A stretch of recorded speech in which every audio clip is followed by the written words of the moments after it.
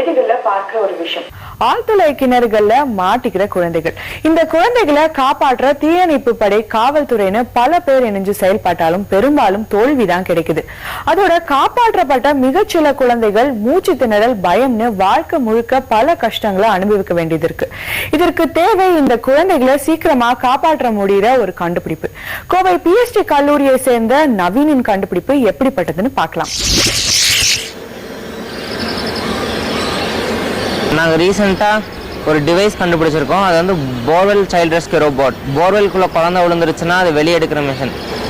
இது நான் எதுக்கு பண்ணேன்னா, என் ஃப்ரெண்டு ஸ்ருதி வந்து என்சிசி கேரக்டாக இருந்தாங்க. அவங்களுக்கு வந்து ட்ரைனிங் கொடுக்கும்போது இந்த மாதிரி சொல்லியிருக்காங்க, போர்வெல்லில் குழந்தை விழுந்துருச்சுன்னா கன்வென்ஷனல் எப்படி எடுக்கிறாங்கன்னா, ஆர்மி யூஸ் பண்ணி பேரலாக ஒரு பிட்டு தோண்டி எடுப்பாங்க. அந்த பேரலல் பிட் தோன்றதுக்கு நம்பர் ஆஃப் டேஸ் அதிகமாகும், ஃபர்ஸ்ட் ஜாஸ்தியாக இருக்கும். மோரோவர் டைம் ஆக ஆக்சிஜன் சப்ளை இல்லாமல் குழந்தை இறக்குறதுக்கான வாய்ப்பு இருக்குது.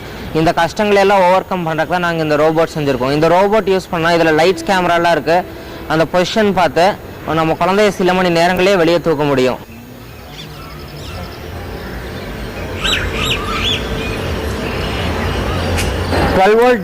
DC பேட்டரியிலேருந்து சப்ளை எடுத்துருக்கிறோம் மாடலுக்காக. மாடலில் வந்து கியர் மோட்டார்ஸ் தான் யூஸ் பண்ணியிருக்கோம். கியர் மோட்டார்ஸ் வந்து செயின் லிங்கை வந்து சப்போர்ட் பண்ணுறதுக்கு ஒரு ஆட்டோ வைப்பர் மோட்டார் இருக்குது. ஆப்ரேட் பண்ணும்போது அந்த செயின் லிங்க் கீழே இறங்கும், ரோபோட் வந்து கீழே இறக்கும், மேலே தூக்கும். ரோபோட்டில் வந்து லைட்ஸ் அண்ட் கேமரா அட்டாச் பண்ணியிருக்கோம். லைட்ஸ் அண்ட் கேமரா எதுக்குன்னா குழந்தையோட பொசிஷனை பார்க்குறதுக்கு. குழந்தை இப்போ டிஃப்ரெண்ட் ஓரியன்டேஷனில் இருந்துச்சுன்னா அதை டில்ட் பண்ணுறதுக்காக இன்னொரு கியர் மோட்டார் யூஸ் பண்ணியிருக்கோம். அது வந்து ரோபோட்குள்ளே இருக்கும். குழந்தையோட ஷோல்டரும் அந்த ரோபோட்டோட ஆர்ம்ஸும் பேரலாக இருக்கும். அதை ரொட்டேட் பண்ணிக்கலாம். ஒன்ஸ் பொசிஷன் டிசைட் பண்ணிட்டோம்னா நம்ம லேப்டாப் ஸ்க்ரீனில் தெரியும், இல்லை லேப்டாப் ஸ்க்ரீன் இல்லை மானிட்டர்ஸ் எதில் வேணால் டிஸ்பிளே தெரியும். வெப்கேம் பார்த்து டிஸ்பிளே பொசிஷன் பண்ணிவிட்டு அந்த குழந்தையோட ஷோல்டரும் அந்த ரோபோட்டோட ஆர்மையும் பேரலாக அட்டாச் பண்ணிட்டோம்னா அதை லாக் பண்ணி நம்ம மேலே தூக்கிக்கலாம். இந்த ஃபுல் ரோபோட்டை வந்து நாங்கள் ஒரு செயினில் அட்டாச் பண்ணி, இந்த செயின் லிங்க் வந்து ஒரு ஸ்ப்ராக்கெட் மூலிமா இருக்கிற ஒரு ஆட்டோ வைப்பர் மோட்டரை கனெக்ட் பண்ணியிருக்கோம். இந்த மோட்டர் தான் இந்த ரோபோட்டை கீழேயும் மேலேயும் இறக்கி தூக்குறது. இந்த ஃபுல் ரோபோட்டும் மேலே இருக்க ஆட்டோ வைப்பர் மோட்டருக்கு சப்ளை வந்து இந்த பேட்டரியில் கொடுத்துருக்கோம். இது ஃபுல்லாமே கண்ட்ரோல் சிஸ்டம் வந்து ஒரு 4 ஸ்விட்சஸ்லேயே ஆப்ரேட் பண்ணலாம். ஒரு ஸ்விட்ச் வந்து இந்த ரோபோட்டை மேலேயும் கீழேயும் பைப்புக்குள்ளே இறக்குறதுக்கு, இந்த செகண்ட் ஸ்விட்ச் வந்து இந்த ரோபோட்டோட ஆர்மை ரொட்டேட் பண்ணுறதுக்கு. அதாவது குழந்தைக்கு பேரலாக அந்த ஆர்ம் வைக்கணும். ஸோ இந்த 2 ஆர்மையும் ரொட்டேட் பண்ணி குழந்தைக்கு பேரலாக வைக்கிறதுக்கு இன்னொரு ஸ்விட்ச். மீதி 2 ஸ்விட்சஸ் வந்து 2 ஆர்மை கண்ட்ரோல் பண்ணுறதுக்கு.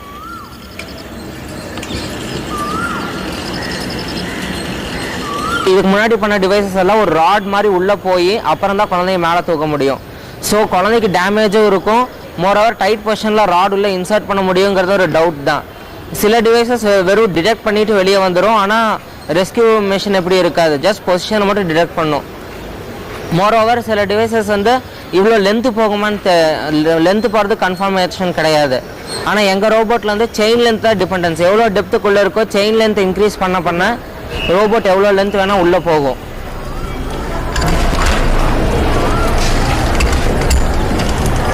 ஃபஸ்ட் இந்த ரோபோட் செய்யும்போது வேற ஒரு மாடல் வச்சுருந்தோம். அந்த மாடல் எப்படின்னா, ரப்பர் வீல்ஸ் யூஸ் பண்ணி கிரிப்பர் மூலியமாக உள்ளே இறங்கும். அந்த கிரிப்பர் மூலியமாக உள்ளே இறங்கும்போது உங்களுக்கு சஃபிஷியன்ட் கிரிப்பு கிடைக்கல. செயின் லிங்க் எதுவுமே நாங்கள் யூஸ் பண்ண மாட்டோம்.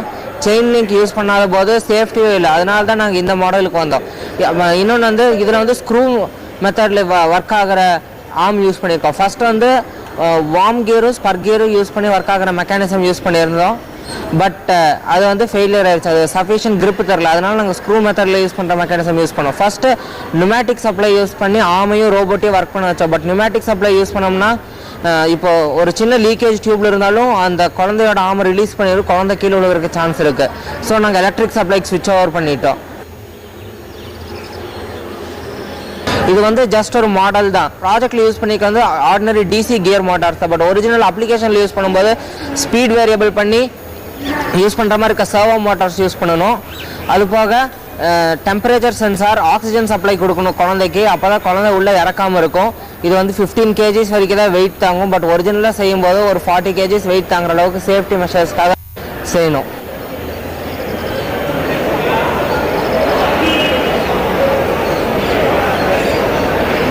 நவீன் கண்டுபிடிச்சிருக்கிற இந்த ரோபோட் இந்த பிரச்சனைக்கு முழுமையான தீர்வை கொடுக்கும்னு நம்புவோம்.